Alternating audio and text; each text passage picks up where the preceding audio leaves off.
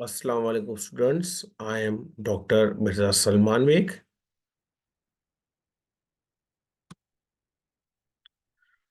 Students, आज हम आपकी फर्स्ट ईयर की जो न्यू फिजिक्स की बुक है उसका चैप्टर नंबर 11 ऑसिलेशंस, उसके दो टॉपिक कवर करेंगे इस लेक्चर में, जिसको मैंने लेक्चर नंबर 1 का नाम दिया है। और जो टॉपिक जो हम कवर करेंगे उनका नाम है पीरियोडिक एंड वाइब्रेटरी मोशन। सबसे पहले स्टूडेंट हम बात करते हैं व्हाट इज पीरियोडिक मोशन। आप लोग ऑलरेडी अपनी प्रीवियस स्टडीज के अंदर और प्रीवियस चैप्टर्स के अंदर ऑलरेडी पीरियोडिक मोशंस के बारे में बहुत कुछ पढ़ चुके हैं। एक छोटा सा रिव्यू मैं आपको यहाँ देता हूँ और उसके बाद मैं आपको पीरियोडिक मोशन और वाइब्रेटरी मोशन दोनों के दरमियान का जो डिफरेंस है वो समझाऊंगा। सबसे पहले, कोई भी बॉडी आफ्टर फिक्स या इक्वल इंटरवल के बाद अपने मोशन को रिपीट कर रही हो, इस किस्म के मोशन को हम बोलते हैं periodic motion. In simple word, the motion of a body that repeats itself after a fixed interval of time is called periodic motion।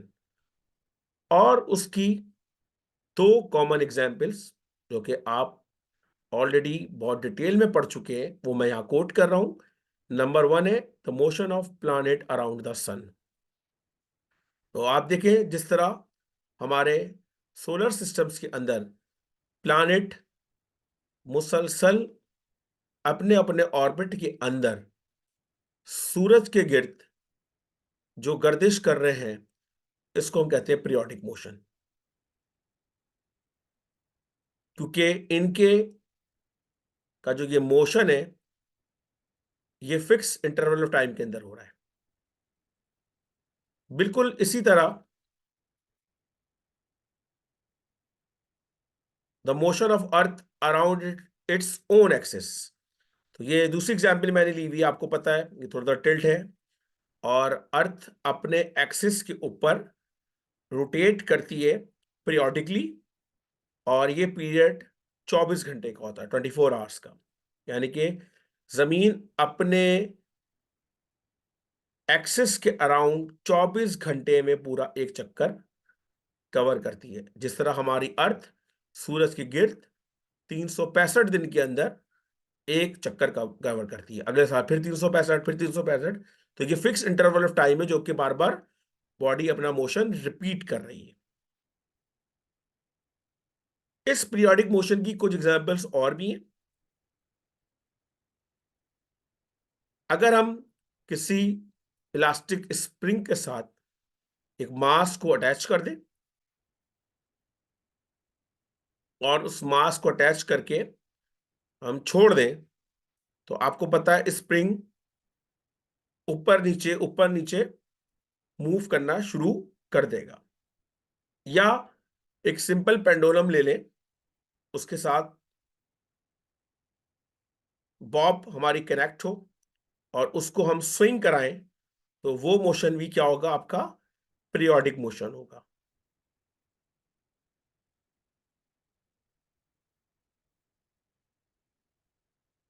तो ये तो बात हो गई पीरियोडिक मोशन की। अब बात करते हैं कि वाइब्रेटरी मोशन क्या है और दोनों मोशन में फर्क क्या है। तो पहले डेफिनेशन देख लेते हैं।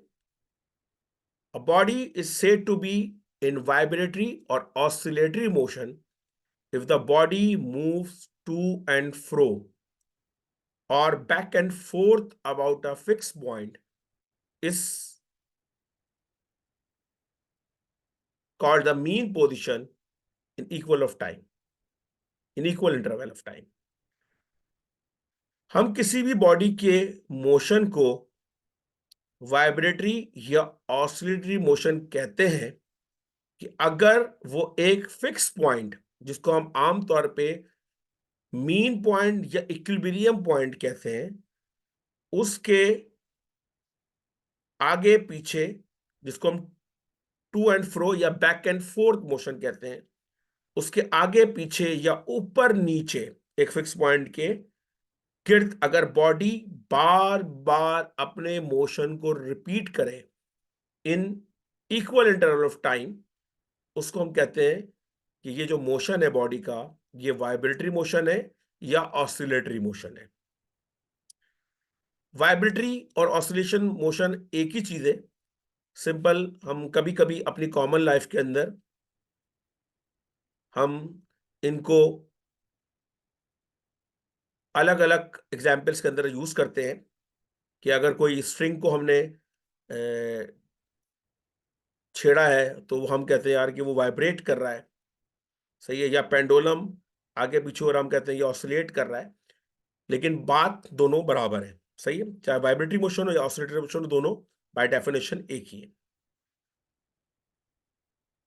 और इसकी जो कॉमन एग्जाम्पल है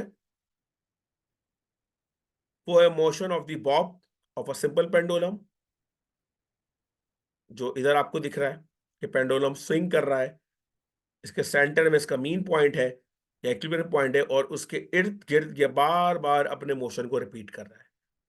या फिर ये एक स्प्रिंग के साथ एक मास अटैच है जो कि ऊपर नीचे एक फिक्स पॉइंट के गिर्द बार बार अपने मोशन को रिपीट कर रहा है in equal interval of time. तो ये एग्जाम्पल दोनों अभी हमने ऊपर पीरियोडिक मोशन में भी देखी थी, मास सस्पेंडेड बाय इलास्टिक स्प्रिंग और मोशन ऑफ द बॉब। इसका मतलब है कि जो कि सिंपल पेंडुलम या जो ये स्प्रिंग का मोशन है, ये वाइब्रेटरी मोशन होने के साथ साथ पीरियोडिक भी है।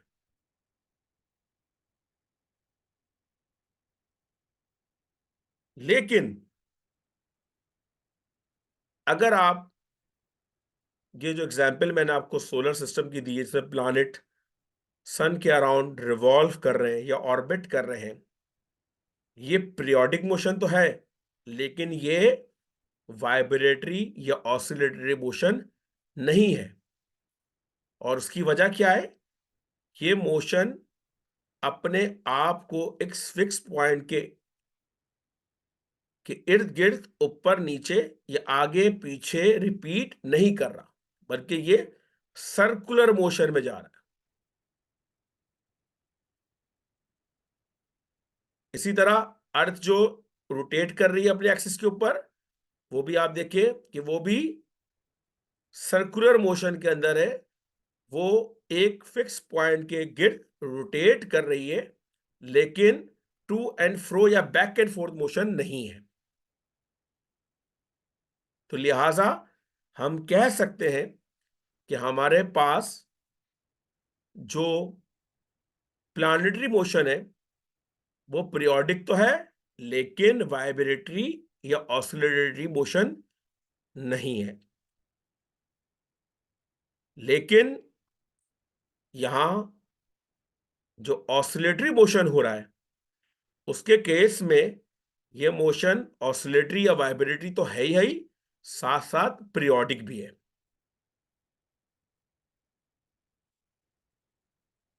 कुछ और एग्जांपल है इसकी। वाइब्रेशन इन ट्यूनिंग फोक। ये ट्यूनिंग फोक एक आप फर्स्ट ईयर की फिजिक्स के लैब के अंदर अपने एक्सपेरिमेंट के अंदर भी यूज करेंगे कि ये भी देखिए, जब आप इसको आप वाइब्रेट कराते हैं तो ये इस तरह ये भी टू एंड फ्रो एक फिक्स पॉइंट के इर्द गिर्द आगे पीछे मूव करता रहता है इसकी वाइब्रेशंस। इसी तरह flapping flags of a bird. कोई बर्ड है तो आप देखिए ये भी एक पर्टिकुलर पॉइंट के ऊपर नीचे बार बार अपने मोशन को दोहरा रहा है। और जो लास्ट एग्जांपल है आपके पास है वो है ऑसिलेशन ऑफ आइटम्स और मॉलिक्यूल्स। आइटम और मॉलिक्यूल्स भी मुसलसल ऑसिलेट करते हैं,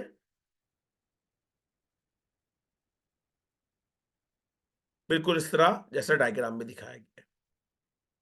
तो स्टूडेंट्स, आज के लिए इस लेक्चर को मैं यही खत्म करता हूं।